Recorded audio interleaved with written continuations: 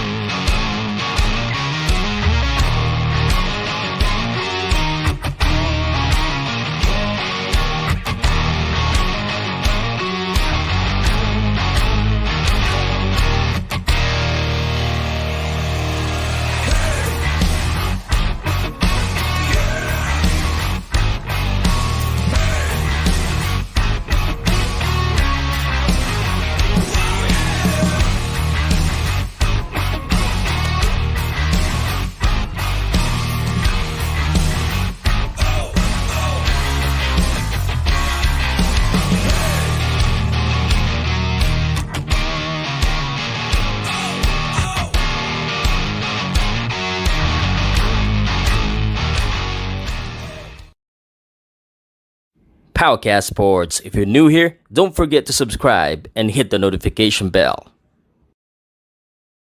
This content is presented by Arena Plus, Astig sa Sports. Okay. Grabe talaga. No? Ang masasabi ko lang guys, Anthony Edwards, amazing! Amazing! Yeah. Pagkatapos ko makakapanood na shoutout muna ako sa KSK MMA event last night dyan sa Makati, sa Circuit Makati kay Ma'am Sai at sa lahat po ng organizer ng KSK MMA Festival. Thank you very much. Medyo napuyat ako but pagkagising ko, ito yung napanood ko, naabutan ko yung Phoenix Suns, Minnesota Timberwolves. And oh man, talagang I was editing while watching it at hindi talaga yung attention ko talagang ninanakaw po talaga ni Anthony Edwards. Anthony Edwards, what a highlight reel, and I'm starting to believe hindi po ito pang-hype lang ah. I'm starting to believe that Anthony Edwards, I mean, he is a high flyer. He is a shooter. And he is starting at 22 years old leading a team. If Anthony Edwards, sa totoo lang, if Anthony Edwards take itong dinadalahin ni Anthony Edwards ang Minnesota sa championship and they win the championship. I mean, if they beat the Denver Nuggets, if they go on and go to the Western Conference Finals and then win the finals, man, yung mga lumalabas-labas kasi medyo may kamuka eh. May kahawig ngayon ni Michael Jordan itong si Anthony Edwards. Sinasabi nila yung laro daw, yung athleticism, the skill level of Anthony Edwards is just, well, beyond his years. And I do not have enough like description to say, pero grabe. Sino po dito ang naniniwala? Is this the second coming now? Is this the Knicks? Is Anthony Edwards the Knicks? Kumbaga sinasabi nila, no? LeBron James is going away, Kevin Durant is going away, and Stephen Curry is going away. And is Anthony Edwards the next big thing? When I say big thing, the face, no? Although 22 years old, just so you know, Anthony Edwards had already 4 years na po siya sa sa NBA. And medyo sa totoo lang, yeah, he has been kumbaga he has been making waves since his rookie season, but in just 4 years, not only he can score, not only he can kumbaga sinasabi nila, not only can he score points, now he is translating that into a W, into a win, and a very impressive win against the Phoenix Suns. So magandang tanghali po sa inyo. I don't know how to say this. Nawala ang init ng Suns sa Phoenix Suns, no? Dito sa Pilipinas gusto nating mawala ang init, no? But man, Anthony Edwards, partner, I just a lot of praises, but let's go to the stats first. Pag-usapan muna natin ang stats, but Anthony Edwards is really leading the pack with all of the young guns of the NBA. Of course, Luka Doncic, Ja Morant, and any other yung mga bata pa, no, sina Wembanyama. But I mean, winning is ma-associate mo kasi yung greatness sa winning. So Anthony Edwards wasn't winning in the early when he was rookie, but right now iba talaga. Alright, pag-usapan na po natin, unahin na natin itong first ever swept away. Kala nyo Lakers, no? Buhay pa po ang Lakers. At ibig sabihin, marami pang nag-aabang po ng laruan ng Lakers. Lakers is still alive, but the Phoenix Suns is dead. They're dead on the water, and the Timberwolves bite them on their ass with the 4-0 swept away. 122-116 is just they don't have any answer, and itong si Devin Booker at saka si Kevin Durant, naku po, very disappointing. Itong si Devin Booker, he's trying his best, but he's getting defended very well, no? So grabe talaga. So let's look at the stats. So 122-116. The Phoenix Suns actually started very well in this game. So lakihan natin ng konti itong ating statistics para makita nyo. And the Phoenix Suns, yan, palaki natin, yan. Phoenix Suns actually started 26-25 and then they went on until the third quarter actually, medyo palaban pa talaga. Look at this. Second quarter, it was a high-scoring ball game until the fourth quarter that medyo, I think the Phoenix Suns gave up. I think they gave up. That's the big problem. I think the Phoenix Suns gave up on this one. They just don't have an answer. The problem is, Phoenix Suns is, kumbaga, nakaka-score sila, pero they're also letting Minnesota Timberwolves score on them. Diba? Parang, yung Minnesota Timberwolves, sige, score din kami. And that's not a good thing. Hindi maganda yung ganun kasi pare, itong Minnesota Timberwolves, talaga namang, if you let them score, then how would you win? And yun ang nangyari po. The Minnesota Timberwolves was scoring on them and they were scoring right back. But at the end of the day, the Minnesota Timberwolves has the better defense, has probably the much more will to win. So let's look at the statistics. Rudy Gobert isn't even, if you look at the stats, 9-1-5 isn't even that good. Carl Anthony Edwards, 28 and 10. Of course, big deal din ito. Anthony Edwards, ito talaga yung nagdala eh. Sino po yung nakakita yung, I think a few more seconds na, yung Bradley Beal who sucked at defense and who could, I don't know, disappointing dito si Bradley Beal. Kala ko pa naman talaga, okay tong Bradley Beal na to. So Bradley Beal, binabantayan niya si Anthony Edwards. Nalusutan siya ni Anthony Edwards. Sabay sumalubong si Kevin Durant. But Anthony Edwards was so up in the air with a slam dunk na posterize po yung dalawa. Sus, grabe. I've shared that many times. Sobrang grabe. Ang ganda ng pasok na yun ni Anthony Edwards. It's just no answer. No answer. Jaden McDaniel. So one thing about the Minnesota Timberwolves that we have to give credit is their bench. Si Jaden McDaniels yung gumawa ngayon. Mike Conley always, the veteran. Sabi nga niya na sa pag nanonood ka ng laro kasi sinasabihan niya yung teammates niya na baka ito na yung last. Itong si Alexander Walker did not contribute today, but he is also a consistent contributor all throughout. Naz Reid, of course, 8 points lang siya, but nonetheless, ito yung tinatawag natin talaga na nagbubuhat din si Anthony Edwards, and iba talaga. Iba. Now, I wanna show you the Suns, and I will explain to you this one. Kevin Durant has 33 points. But Kevin Durant, these days, magalit na kayo sa akin kung magalit. I don't think Kevin Durant is a main man these days. I don't think Kevin Durant is a main man kind of player these days. No, he's parang yielding against Devin Booker eh. Ang ganda ng shooting ni Kevin Durant, 12 out of 17. Bakit si Bradley Beal ang pinapatira niya? I mean, come to think of it, nakita nyo ba, nyo ba?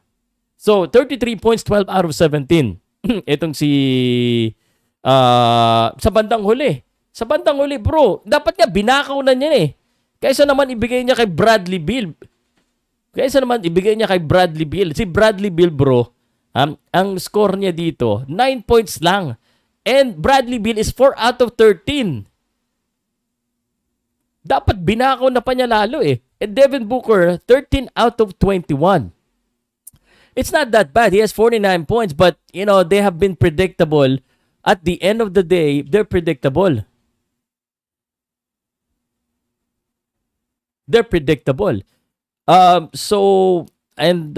Siguro, I mean, I have no criticism over their game, but at the end, yung critical moment, dun sila eh. So, Phoenix Suns, goodbye. Minnesota Timberwolves, I just wanted to say, I think they can and they have what it takes to beat the Denver Nuggets. And I'm saying that right now, I think Minnesota, after me picking the Phoenix Suns and they did this, the Phoenix Suns, walang kakwenta-kwenta yung ginawa ni Bradley Beal. Ano ba naman yan? Sayang.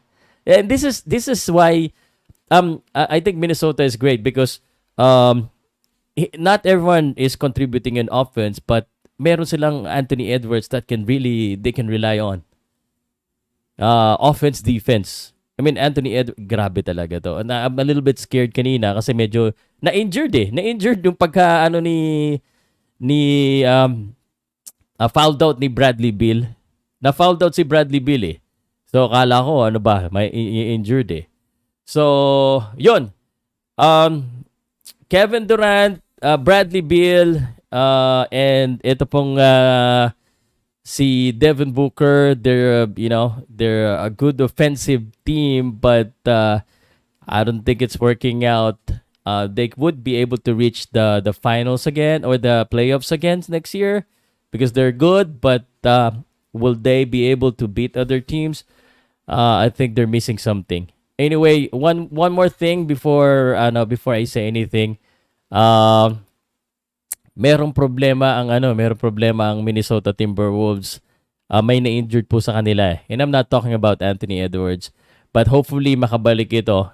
So they have time to wait because ang Lakers and Denver still needed one more win to get rid of the Los Angeles Lakers. Baka manalo pa LA, 'di ba? Pwede pa. Na-injured po itong coach nila. Natamaan si coach. Nagulat nga ako, kala ko hindi ganun kalakas pero mukhang seryoso yata yung pagkatama kay coach eh.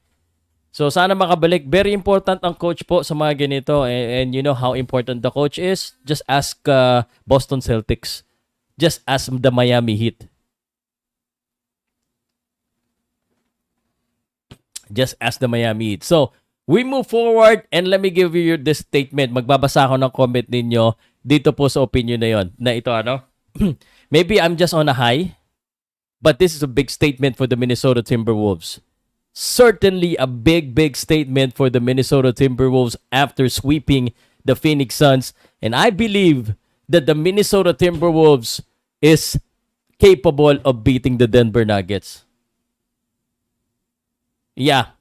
I mean, isa sa dahilan kung bakit ko naisip yan, I always look at Nikola Jokic.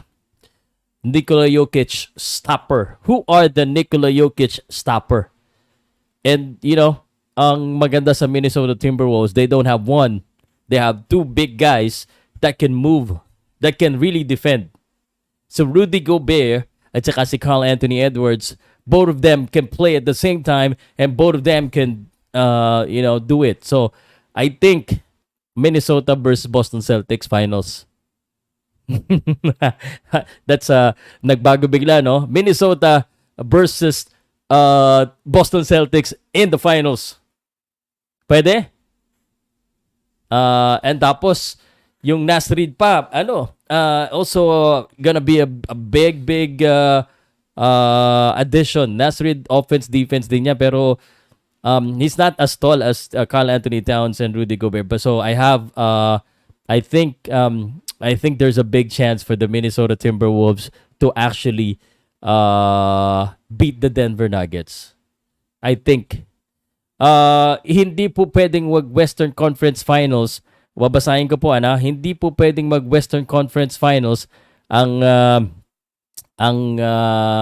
Nuggets at siyang Timberwolves kasi sa bracket po eh. Unfortunately, they have to meet in the second round. Okay, so ibig sabihin, second round pa lang kailangan na magkita ng Minnesota at ng mananalo po ng Denver versus Los Angeles Lakers. And I'm sorry to say, Los Angeles Lakers, I hope I'm wrong. Dahil kung sino daw kinakampihan ko, yun daw yung natatalo. No? So, Denver versus Los Angeles Lakers. Actually, kinakampihan ko Lakers. But Denver Nuggets, there's just no way that I see. I hope I'm wrong. I really hope. Kasi pag mali, mas maraming nanonood eh. But I hope I'm wrong. But the Denver Nuggets is gonna defeat the Los Angeles Lakers eventually. And that's just my objective opinion on this one. So the Denver Nuggets and the Minnesota Timberwolves is going to meet in the second round, while the OKC Thunder is going to advance, and yung Lakers, yung Clippers, at saka yung Dallas. So iniintay na lang natin kung sino yung mananalo doon. So that one is a close game. I'm looking for Los Angeles Clippers. So far guys, I already have one mistake. Minnesota Timberwolves pumasok po. So, the Denver Nuggets, mukhang papasok ang Denver. Clippers, OKC, tama rin ako dyan. Boston Celtics, hindi pa tapos. Medyo mahigpit po ang labanan sa Eastern Division. Okay. So, eto na muna. Let's talk about the other games today because there's a lot of history that happened today. And I want to talk about one of the most underrated player in the Eastern Conference Division. And siguro the Dallas Maverick galing to sa Dallas eh. And I'm talking about Jalen my man Brunson. Jalen my man Brunson made history. 92-97, the New York Knicks defeated Philadelphia 76ers. Brunson, underrated, probably now should be considered one of the best Knickerbocker. But I think he made history today because I've been hearing the commentator saying that he's the only player to do this 47-10 assist as a New York Knick. The best point guard na ba? Hindi na ba sina John Starks? New York Knicks has been one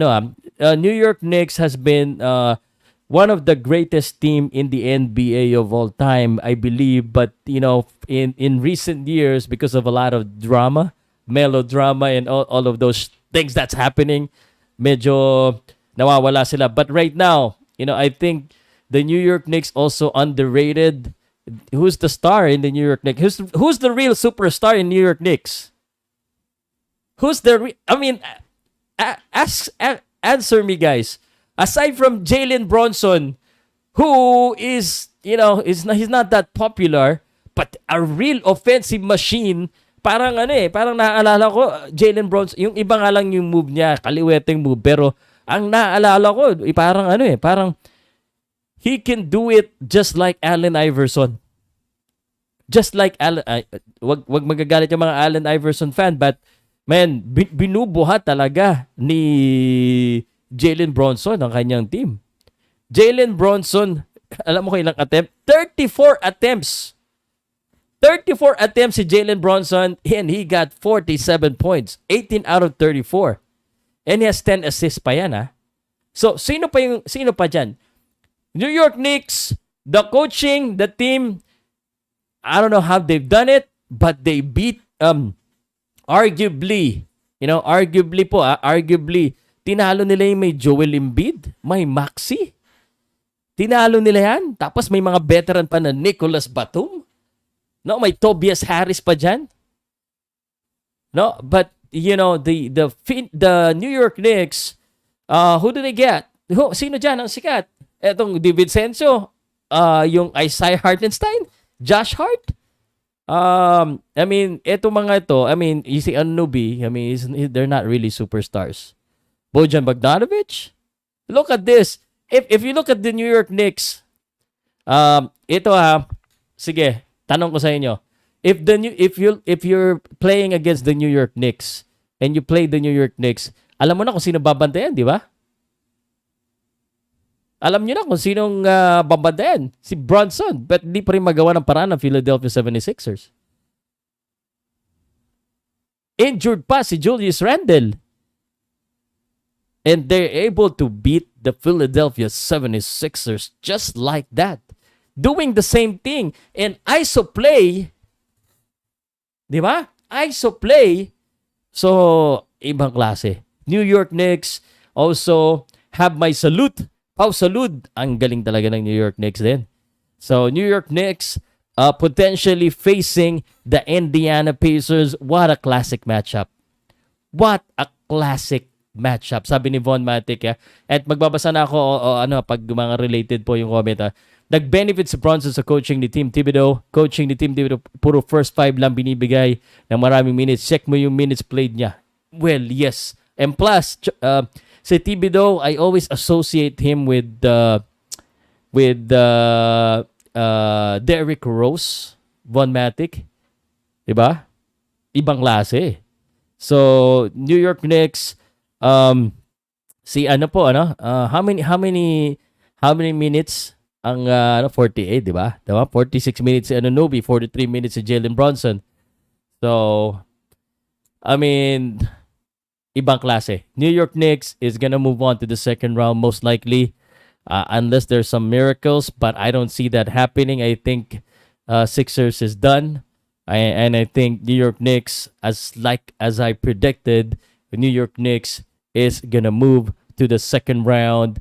And so that's it. So, ayun lang. Pakita ko muna ulit dito yung statistics. Kanina to eh. So, lahat na. Joel Embiid, Maxi is very good. Joel Embiid, very good. But they couldn't stop. Di nila kaya si Bronson. Kaya ganyan. Bronson. Remember, one of the greatest na daw nga na Knick player. Agree ba kayo dyan? No? Hindi po nawalis ang Lakers. Hindi po, napanalo na po sila. Also, today, I wanted to show you this one. Sabi ni Alfonso, at least di na sweep ang Lakers na kaya yung Phoenix Suns may big three tinalo na promising team na Rise of the Wolves. Agree. Salamat po sa mga nag-agree at mga nag-disagree. Paki-comment na lang po ulit. So, kanina rin po, nanalo po ang Indiana Pacers against the Milwaukee Bucks. And ini-imagine ko na yung mukha dito ni yung mukha ni Giannis Antetokounmpo. At the start of the season, there was some rumors and some chatter about Giannis Antetokounmpo leaving the Bucks. But I guess fault ni Giannis to eh. In a way, siya yung hindi naglaro eh.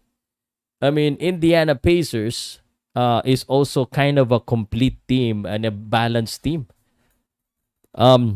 So, kasalanan din niya. He asked for, and si Damian Lillard, no? Si Damian Lillard po. Hi. Ewan ko sa kanila. Para silang disappointment. That's why sayang. So, they haven't reached their full potential kasi walang Lillard, walang Giannis. So walang panalo talaga. Sino aasahan mo diyan? Si Brook Lopez, Malik Beasley. So injury is a big problem. Yes. So wala. There's nothing to talk about there than actually say very good job sa balance. Very balanced ang Indiana Pacers. So, let's look at the stats. So, Pacers, 13 points si Siakam. Naghalimaw yan ng mga earlier games nila. 13 points ngayon. Naismith, 13 points. Miles Turner, 29 points. Nembhard, 15 points. Tyrese Haliburton, 24 points. Yan. Very balanced. Everyone's scoring. And if everyone's scoring, and talagang gano'n, no? Middleton, di naman kaya niya. 25 points. Sino ang asahan? Naka 25 points si Middleton. Hindi naman sa kalimutan ko, but in this game, may Haliburton ka, may Siakam ka, pero hindi pa nagmamaw yung mga yun, ha? So, look at the stats. Almost the same. I mean, parang iisipin mo talaga minsan, kung naglaro lang si Giannis at naglaro lang si Damian Lillard, this could have been a different story. But hindi sila naglaro. Kaya, yun, natalo sila. So, that's the story of that game. And dahil sa injury, as simple as that. I was thinking Milwaukee Bucks is gonna advance, but it's a simple answer to this question. If may injury, may problema, at least pag dalawa yung na-injured. Pero, this is why I believe itong next natin na pag-uusapan, because there were 4 games today, 4 po ang laro ngayon, itong next natin pag-uusapan, malaking bagay na meron kang 3 superstars na gumagana. And I'm talking about the Dallas Mavericks and the Los Angeles Clippers. Los Angeles Clippers tied the series now to 2-2. Napakaganda. Although may kumakalat, ang ganding galing nito ni Kyrie Irving. 3 players, pinayungan siya. Literal na pinayungan siya. Pero nailusot pa rin niya yung tira. And now, talagang grabe yung highlight na yun. Siguradong iba talaga si Kyrie. Iba si Kyrie Irving. And sometimes, nung pagkapasok ni Kyrie Irving sa Dallas, parang sabi niya, naging team daw niya doon eh. I mean, if you look at the scoring, let's look at the Mavericks scoring right here. Yeah? All right. Kyrie Irving, 40 points. 40 points po si Kyrie Irving. Kaso, kinulang po yan. Dahil mamaya sabihin ko sa inyo kung sino ang naging problema. So, si Tipogi Luka Doncic. Ayan, Luka Doncic, 29 points po yan. Although, however, that's 10 out of 24 shooting. 10 out of 24. At kung anong pinogi ni Luka Doncic, ganun kinapangit ang kanyang 3-point shooting kanina. 1 out of 9 po ang kanyang 3-point shooting. So that's why, that's a big reason why natalo rin sila. Sayang yung mga 1 out of 9. Although triple-double si Luka Doncic with 29 points, 10 rebounds, and 10 assists. Luka, ang daming mintes sa huli. No? And Kyrie Irving, 14 out of 25. Not bad. Okay na rin. 6 out of 12 from the outside. And again, although si Kyrie Irving has a lot of assists, he also have a lot of turnovers. 7 turnovers. 7 turnovers for I think the main thing that happened, because I watched the highlight, they couldn't defend itong si James Harden. I actually want to check first the 3-point highlight. Ayun, no? Kasi ang daming tres na pinakawalan ni Paul George at saka ni James Harden eh. Sunod-sunod yung tres na yun eh. So 18 tres sila, 62.1% sa 3-point shooting. So Clippers, Paul George has 33 points and 7 3 points. Let me remind you 7 po, 7 out of 10. So Paul George was grabe. Yung shooting niya from the outside was impeccable, 70% shooting. So the reason why Los Angeles Clippers wins this one, because of the outside shooting. Zubac has 13 points, 4 rebounds lang yan si Zubac. But James Harden, 33 points. 33 points. He has 4 out of 5 shooting from the outside. Pero ang pinaka masakit at pinaka dumurog sa Dallas Mavericks, hindi nila nabantayan si Floater James, si The Beard Floater. Floater dito, floater doon, boarding, simple lang. Alam mo, the thing, whenever I watch James Harden, although he doesn't look as physically fit these days, aminin niyo sa akin, parang si James Harden parang hindi masyado na memwersay ng laro. Para siyang parang skip to my loop pag maglaro siya, parang simple lang. But pero rock, kumbaga, yung mga floater niya, 'di ba? Iba no? Parang binabato lang yung bola, pasok. Binabato, pasok. Step back, pasok. 33 points din po si James Harden. And although Russell Westbrook, may mga rin siya, may mga steals, I think a couple of steals. kung marunong lang shoot to si Russell Westbrook, talagang delikado talaga eh. Hindi marunong shoot si Russell Westbrook, but nonetheless, ginagamit din si Russell Westbrook dito for defensive purposes and hustle. Pag nasa loob si Russell Westbrook, I just want to give this, no? Talagang he's giving energy to the team. So he has that contribution. And Norman Powell, very good contribution as well. 3 out of 5 shooting from the outside. So the Dallas Mavericks and the Los Angeles Clippers are tied up. Tabla na po yung laban na yan. So mainit-init ang labanan sa NBA playoffs. Pero again, the first team to say goodbye in the NBA playoffs is the Phoenix Suns. Okay. So what's next? Tomorrow tayo. Tomorrow, pag-usapan natin yung games tomorrow. Nasa akin yung schedule. Papakita ko sa inyo. And the games tomorrow are the following. So, 7:30 a.m. ang Heat versus Celtics. Tomorrow po yan. Sa bahay po ng Miami Heat. Ito gaganapin. 7:30 a.m. Alam nyo na mangyayari dyan. Boston Celtics po ang prediction ko. Ang mananalo. Alam nyo na ha. So, sa mga hindi naniniwala sa akin at gusto nyo akong kontrahin, gawin nyo lang, mag-message kayo sa akin. Mayroon akong Arena Plus.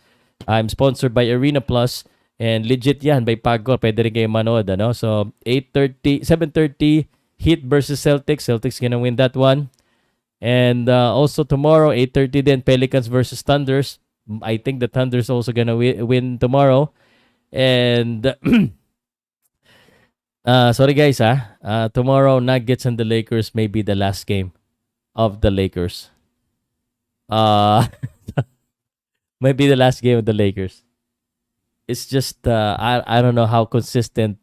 The problem with the Lakers is consistency. I don't know if D'Angelo Russell is gonna be able to stay consistent, and that is why Lakers baka goodbye na tayo bukas. Okay. So, yan po yan. Injured Murray, calf strain. Okay. Boston Magic or Boston Cleveland, Cleveland Cavaliers. It's ayun ang pinakamagandang matchup talaga sa sa current playoff bracket. Kumbaga yung 4 and 5 talaga ang pinaka, I would say, unpredictable kung sino makapasok. So, 37 minutes. Now, it's time to go to the comment section. At kung hindi ka pa rin believe kay Pau Salud at ayaw pa rin mag-subscribe, ewan ko sa'yo. Mag-usapan na natin to. Inom lang ako na mabilis at i-comment nyo na po dyan kung ano po yung mga gusto nyong itanong at sabihin sa akin kung kayo ba ay, sino ba itong si Pau Salud? Kung ano sinasabi. Ano po tayo? Hindi po tayo coach, hindi po tayo player, pero tayo po ay mahilig sa sports, basketball, boxing, and MMA. Kaya kung hindi ka pa nakasubscribe at may mga kaibigan ka pang hindi nakasubscribe, let's go. Sabi ni Paulo Taho Alburo, it's Edwards time. Orlando Magic in 6. Honestly speaking, I'm on Cleveland's side here, but Orlando has shown that even though they're young, they can actually do it. Yeah. So, injured si Murray. Calf strain. Okay. I didn't know that. Boston versus Magic next round, sabi. Maraming Boston versus Magic, sabi ni guys, i-comment nyo na ngayon pag natapos ko po yung comment niyo, then there's things that I need to upload. So sandali, may nag-message sa akin sa GC. Tingnan natin. I'm checking the schedule po sa aking mga live. So ilalabas ko mamaya-maya yung mga schedule. Kahit di pa maglaro si Murray, panalo pa rin Nuggets. I think iba talaga I mean, may chance po lahat pag hindi perfect ang players ko, hindi makalaro lahat, but Denver Nuggets pa rin. Mas maunang malaglag yung Boston. Paano malalaglag yung Boston? Ito na. 2 wins na po ang Boston. Paano mauuna King Buloy? Ikaw talaga. Pag ano po kayo? Nang asar ka lang pa sa akin. galingan mo naman para may sense kasi hindi po pwedeng malaglag yung Boston Celtics agad kasi 2 eh. So they have to go to game 6 para malaglag yung Boston Celtics. So unless nalaglag na nga kanina yung Suns eh. Ano ka ba? Go it's 2021, 20 to 20 free throw ni Booker dahilan nakasabay sa Minnesota nakapabor sa tawagan. Kahit na ganun pa man, wala pa rin nangyari. Cleveland, ba si Donovan Mitchell? Yes, sir. Josh Hart, boss pa, laki ng impact niya. 17 rebound, has to play. Yes, Josh Hart, all the heart. New York Knicks is probably gonna advance. New York Knicks, galing. Very underrated sa akin. Strain count pala si injury si Murray. Hirap naman sila pag wala si Murray. Yeah, hirap sila. And this is why ito sinasabi ko. I don't think still na Lakers gonna beat the Denver Nuggets even with may injured si Murray. But that is why I believe that Minnesota Timberwolves has a chance. If Denver Nuggets will not be able to stay healthy, pag may mga ganyang lingering injury ni Murray, delikado sila.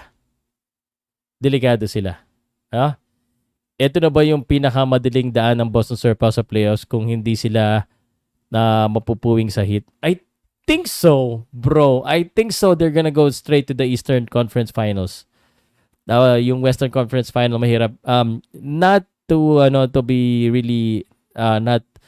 I don't wanna sound biased, but I am a little bit biased sa Boston Celtics. Pero objectively speaking, bro, Boston, kung sakaling hindi nanalo sila sa Miami Heat, Cleveland, Orlando. I mean, come to think of it. Tapos Indiana medyo mahirap. At New York. But sa conference finals, Cleveland, Orlando, kayang-kaya ng Boston Celtics.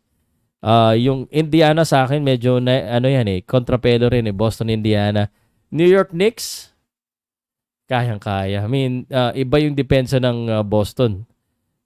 So, New York Knicks, machi-check nila yan. I think Indiana Pacers, para sa akin, if they Cleveland, Orlando, not the scare. Miami pang scare kasi iba yung Miami talaga eh.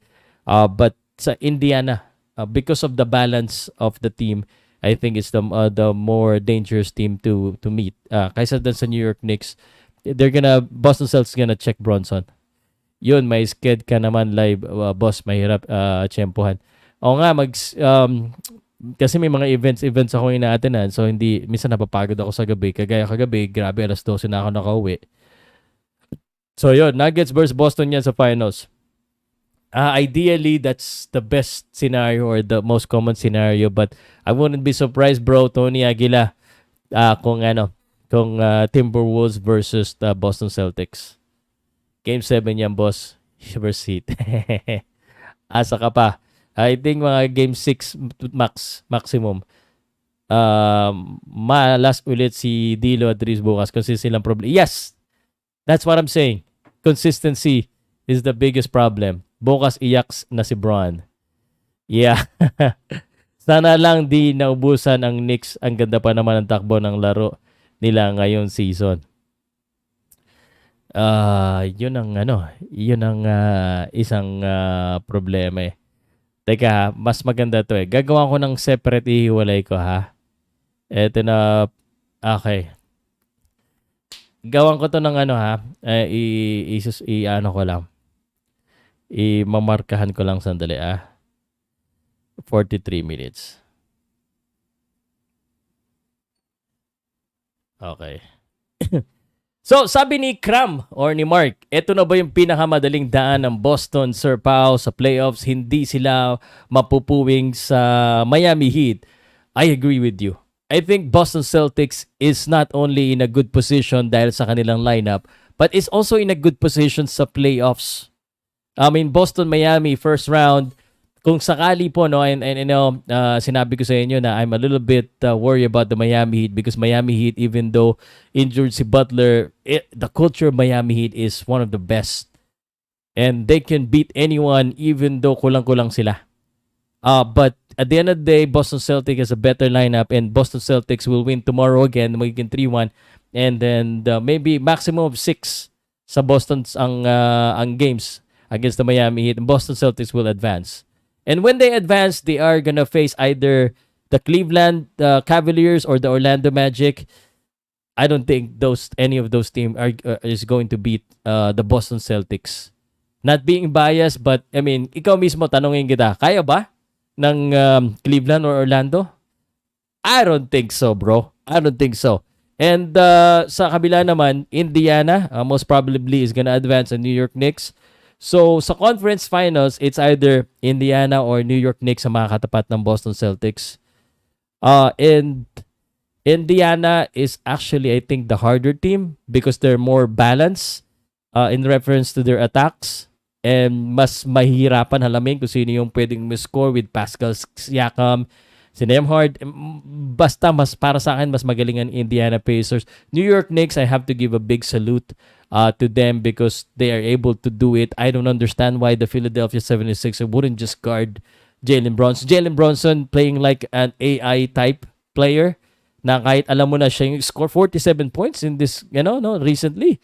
But I think the Boston Celtics, because of his offense-defense, babantayan niya ni Derrick White, ni Drew Holiday, both defense-offense, defensive si Drew Holiday. So, they're gonna get checked. So, sa Eastern Conference Finals, sa nagtanong sa akin, I think I would agree with you that this would be an easy route for the Boston Celtics.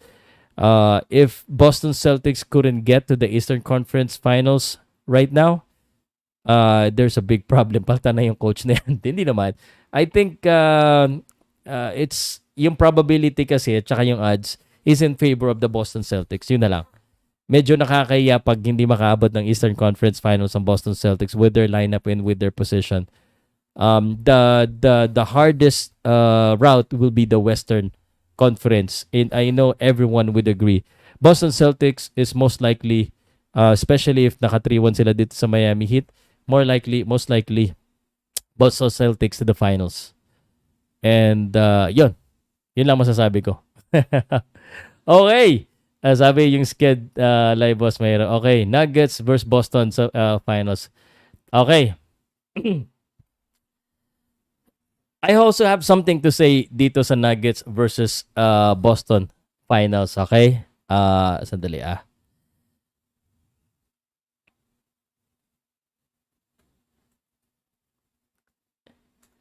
So, sa Nuggets versus Boston's yan sa finals, I would say most likely and the highest probability is the Nuggets and the Boston will meet. But the way Minnesota is playing right now with Anthony Edwards, just 22 years old, leading a team of pack, the Wolves, I think hindi po ako magtataka that the Timberwolves can beat the Denver Nuggets. I think they're bound to play each other. They're bound to play each other next. And because Denver Nuggets had some lingering issue with the injury, and Denver Nuggets, if they're complete, it's hard to beat them with Murray, with Porter, with Nikola Jokic and Gordon. Sobrang hirap talunin ng Denver Nuggets because they have the experience, they have the leadership, and they have Nikola Jokic who can do almost everything. But with pag isa dyan, nalagasan sila, lalo na si Murray, nalagasan sila, mahihirapan po sila, And with Minnesota Timberwolves playing the way they are, and Anthony Edwards, the 22-year-old phenom, playing the way he is, I think they can beat the Denver Nuggets. They would have to meet in the second round kasi. So if they meet in the I think the champion in the Western Conference division will come from the bracket of either the Timberwolves or the Denver Nuggets. It's just, that area right there, the Denver Nuggets and the Minnesota Timberwolves, they're just so strong these days. So again, hindi po ako magtataka na Minnesota Timberwolves now, after sweeping the Phoenix Suns, would actually go to the Western Conference Finals and all the way to the finals matchup against my Boston Celtics.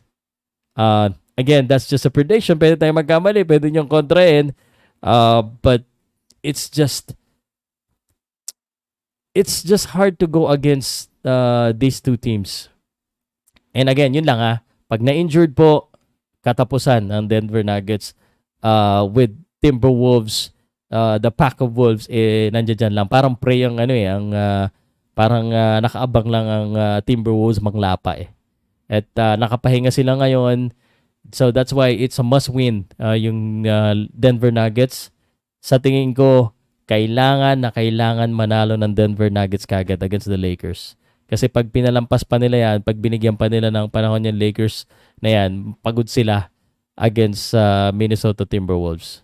What do you think, guys? Yung totoo, aminin nyo sa akin, may pag-asa ba talaga ang Minnesota Timberwolves sa Denver Nuggets just in case sila po ang magkita sa second round? I'm sure you would agree somehow. Di ba? Let me know sa comment section, guys, kung ano sa tingin nyo. Okay, malas ulit si Dilo at si Riz bukas, consistency. Okay. This one is also a good one. Ano lang, ha?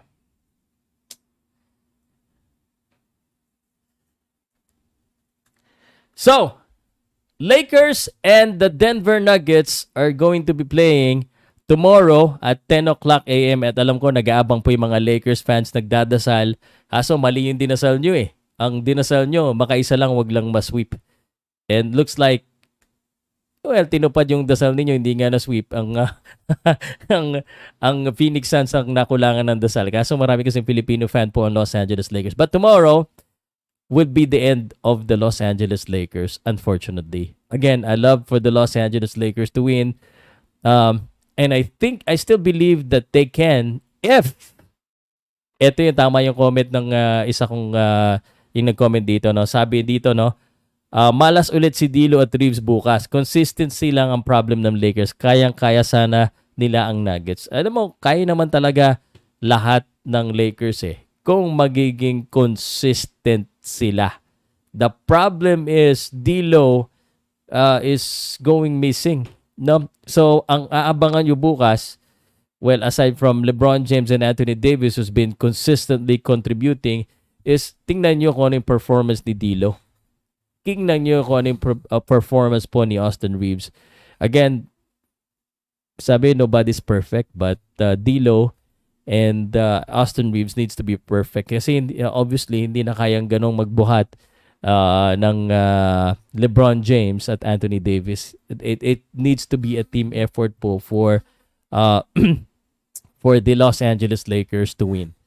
So, tomorrow's game, 10 o'clock, may advantage po ang Denver Nuggets. Ang Los Angeles Lakers sa Denver Nuggets kasi it looks like, from what I've heard, injured po itong si Murray. I don't know if he's gonna play or not, but the Los Angeles Lakers needs to take advantage of that. Needs to take advantage. So, meaning, pag hindi, well, do or die na kasi ang Los Angeles Lakers, so they're back against the wall. But nonetheless, even without Murray, I think the Denver Nuggets is still gonna be a scary team. And against the Los Angeles Lakers, the very inconsistent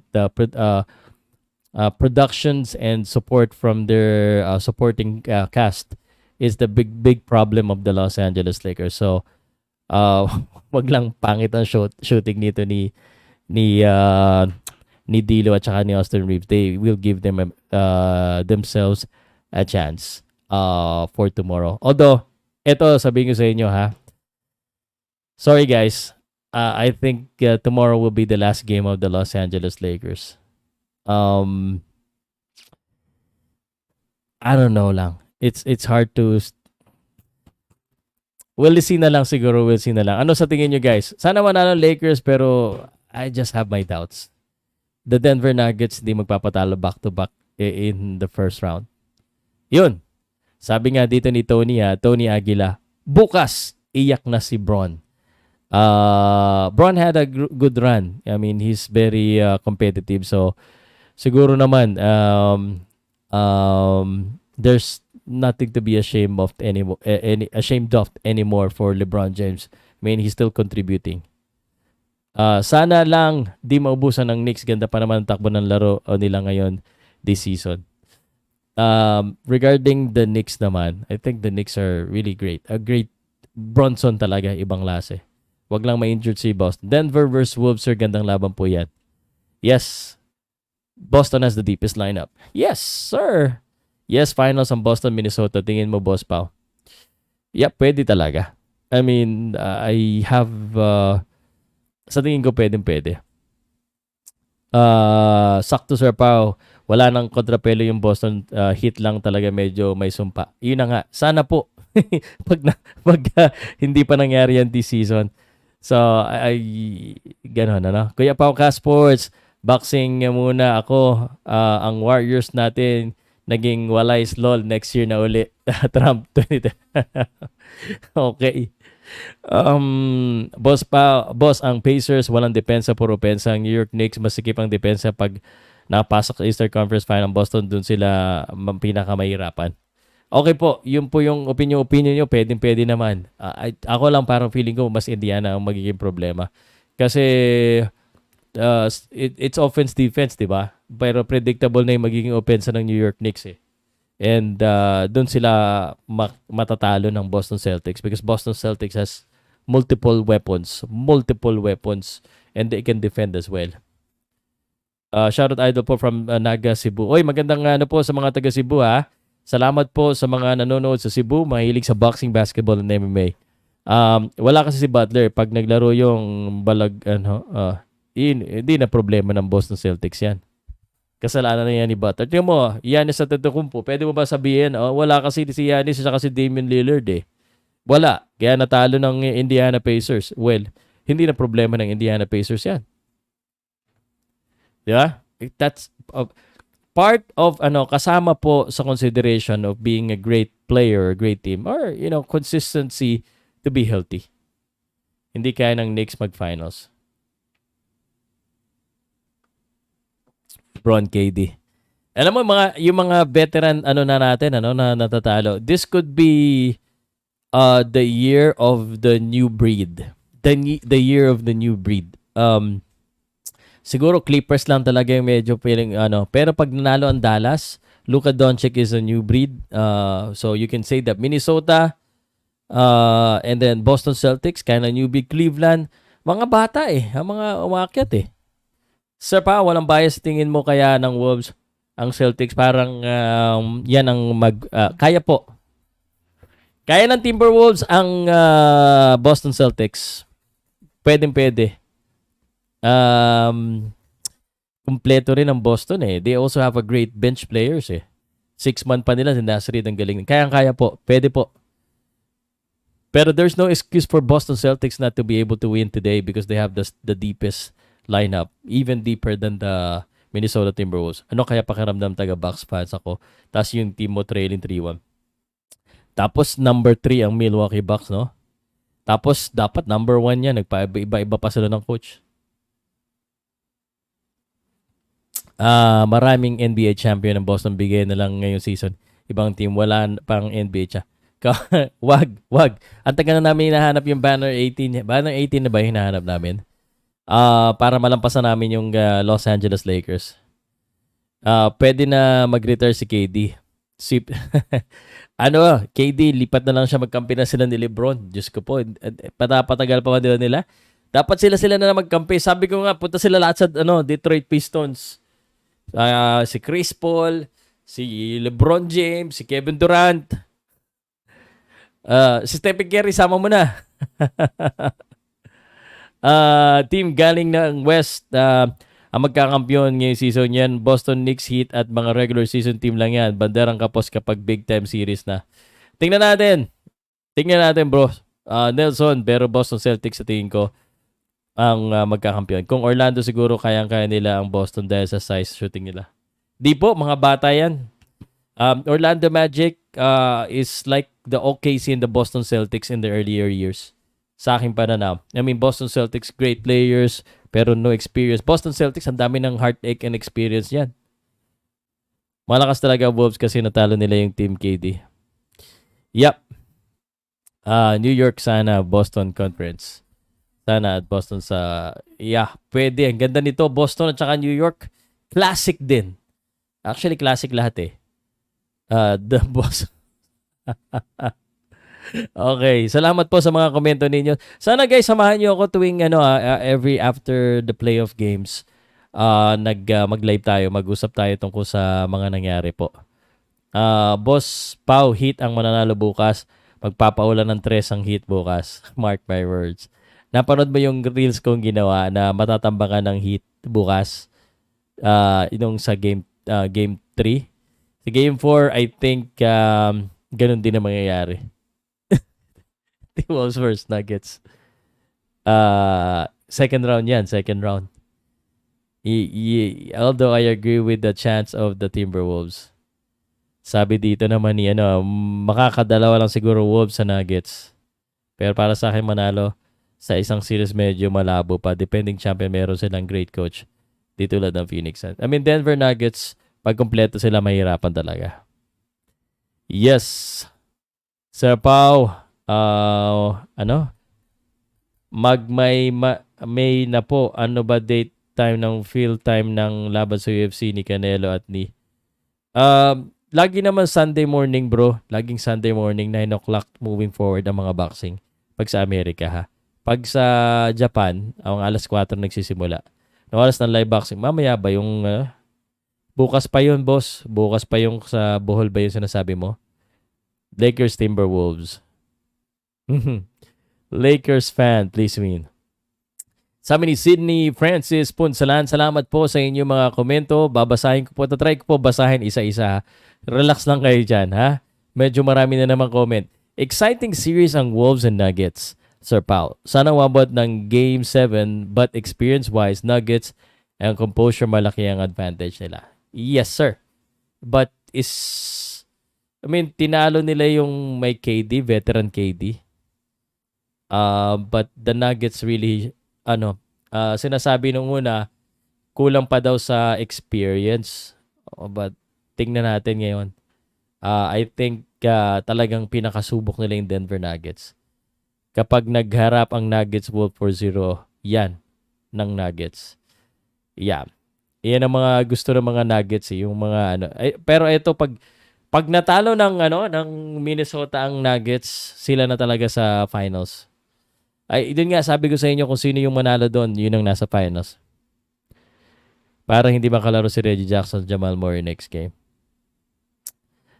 Gusto lang kumita ng Nuggets gusto lang kumita ng Nuggets kaya pinahaba ng isang laro ang game source less. Gentleman sweep yan. Wolves versus Nuggets, close series kaya. Possibly, bro. Possibly. Next tayo. Agree ako, may hirapan Sir Pao ang Denver sa T-Wolves. Tanging alas lang ng Denver dyan. Yung experience nila kasi may makikita ang laro Wolves ngayon. Iba talaga sila ngayon. Parang hirap bantayan ni Anthony Edwards ngayon. Ayan ka na naman, Pao. Yung kay Ryan sabi mo, talo. Ngayon, nanalo. Ikaw talaga, Dennis. Ayan ka na naman. Trabaho ko tong magbigay ng prediction. Trabaho mo mang-asar sa akin pag talo. Pero pag tumama naman ako, last time tumama naman ako. Ba't di mo, pag mali, Dennis, bakit pag mali lang mo lang ako pinapansin? Pag tumama ako, pansinin mo naman. Di ba? Pansinin mo naman pag tumatama ako. Tatamaan ka eh. Di ba? Pag tumama, pansinin mo.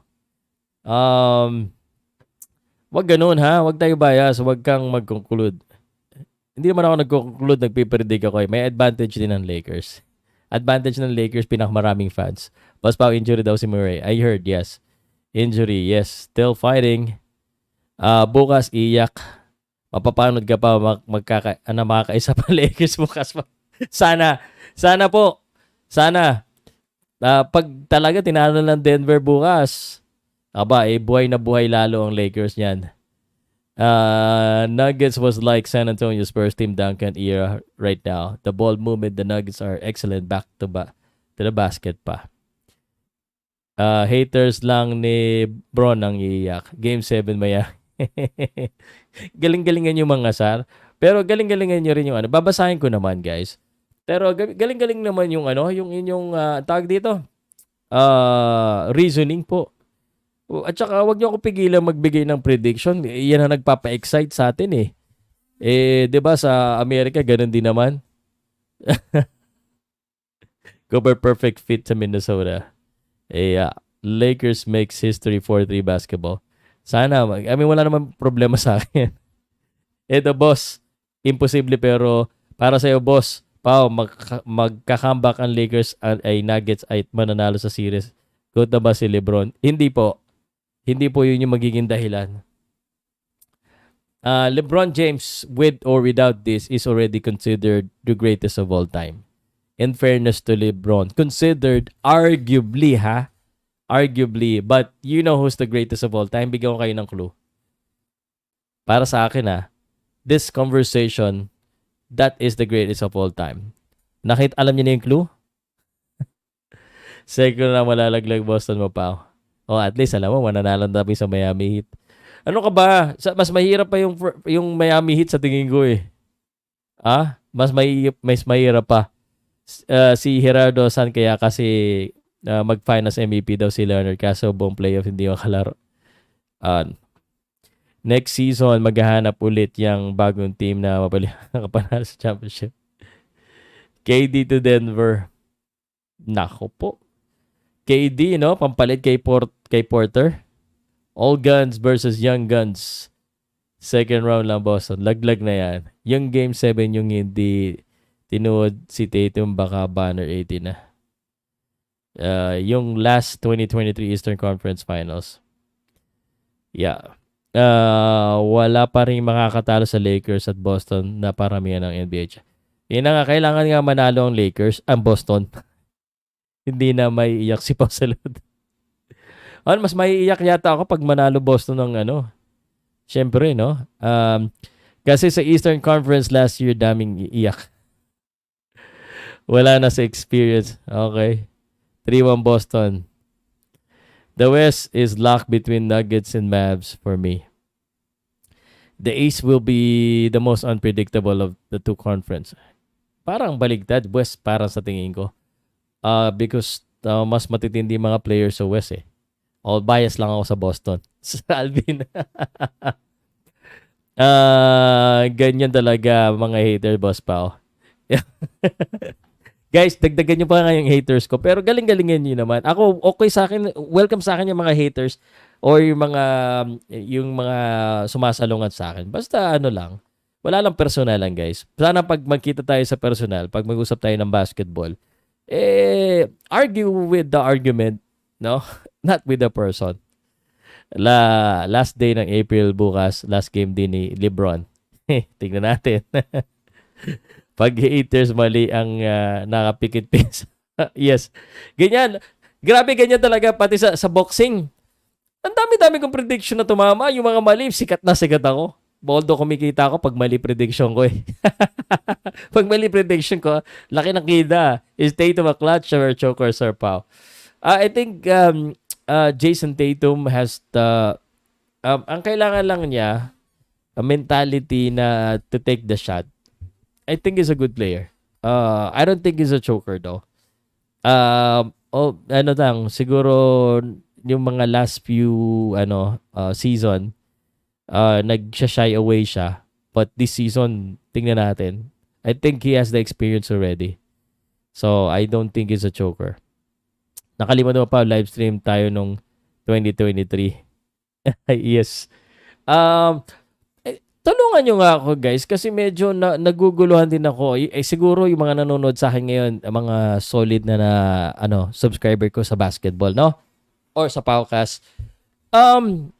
Kasi dati ginagawa ko ito, yung naggagawa ko ng kumbaga live commentary or watch along.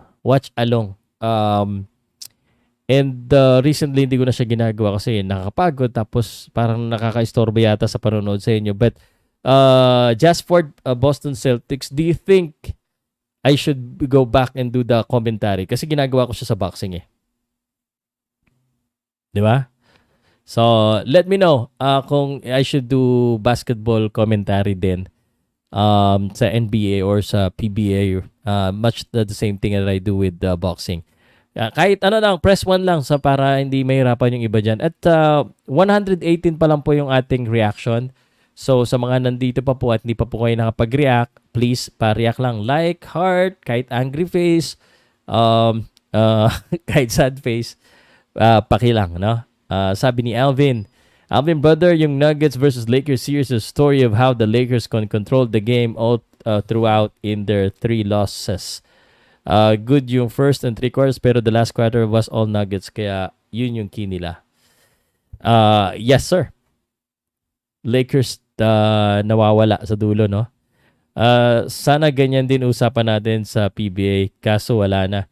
Okay naman sana no, mag-asaran kaso medyo sarado yung isip ng ibang tao. Nakikita kagad nila yung walang nanonood sa venue. Ang hirap kaya talaga magpuno ng venue. But I understand guys, ganun talaga ang buhay, lahat-lahat. Sa akin kasi sanay ako sa sa criticism eh. Collab iSport Zone and Powcast Sports. Pag Denver Nuggets versus Boston Celtics ang finals, collab kami, asaran kami ni iSport Zone. Pareho pa naman kaming sponsored ng Arena Plus.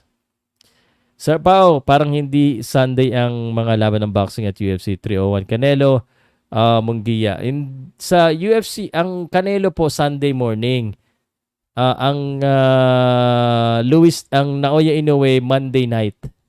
Okay, yung UFC at 301 is going to be May 5. Sabay po ng kay Canelo. So, sabay po yun. Kaso nakafocus tayo kay Canelo. Last gay sa imong mata, boss Pao. Siyempre ba?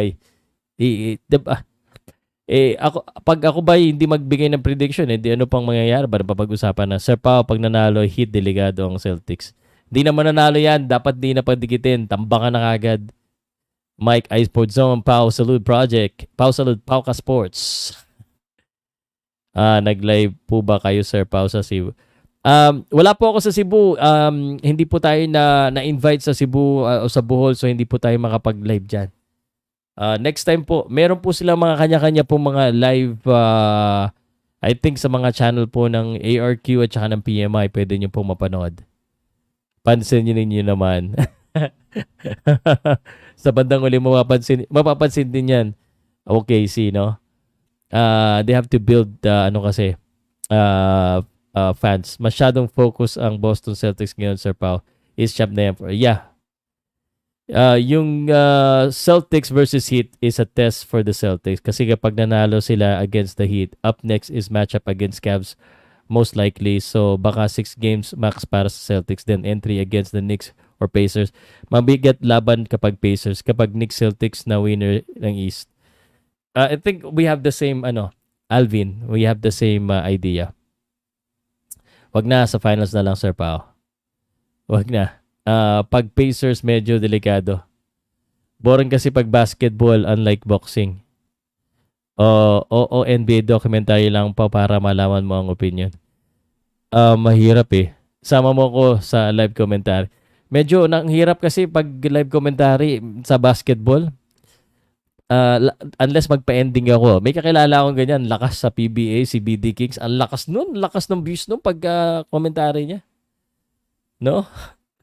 Bad news sa Nuggets, hindi maglalaro si Jamal Murray. Yes.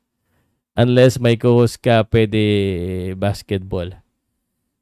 Usapan pwede. Kaso ang hirap kasi mag-co-host, bro, pag magkaiba ng kaya hindi ako nagko-co-host. Alvin, kaya hindi ako nagko-co-host kasi hindi sabay yung pinapanoodan natin. So, yun ang problema. Hindi naman ako nagpapakita mismo ng laro. So, hindi sabay yung pinapanoodan natin. Ang hirap. No? So, siguro SMB siguro mag-champion.